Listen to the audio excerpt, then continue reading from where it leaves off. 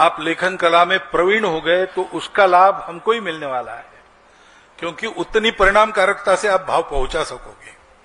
लेकिन जो पहुंचाने वाले हैं वो मनुष्यता की दृष्टि से ठीक है कि नहीं।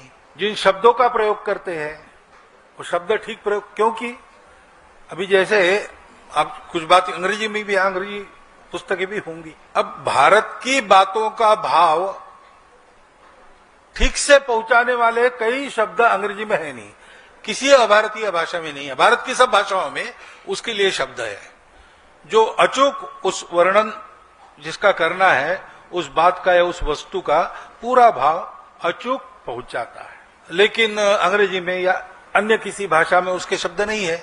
ऐसा वहां का भी होगा, उनके भी जीवन में जो भाव है उसको व्यक्त करने वाला उनकी भाषा में शब्द है, शायद वैसा शब्द हमको नहीं मिलेगा। और इसलिए जब लिखते हैं, जिस भाषा में लिखते हैं उस भाषा में भाव पहुंचाने वाला शब्द, ये बड़ी महत्व की बात है। इसलिए बोल रहा हूं कि अब दुनिया पास में आ गई है, तो जब तक हम भारतीय भाषा में ही आप अपना भाषांतर करते हैं, भावांतर, उसमें भावांतर नहीं होता, भाव वही पहुंचता है, भाषा बदल जाती है। लेकिन उसी बात को, यानी उसी पुस्तक को हम किसी विदेशी भाषा में भाषांतरित कर रहे हैं, या विदेशी भाषा का कोई पुस्तक भाषांतरित कर रहे हैं,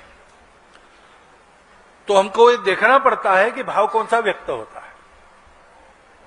जैसे अब मैं समाज में काम करता हूं और हमको लोग कहते हैं कि ये राष्ट्रवादी है।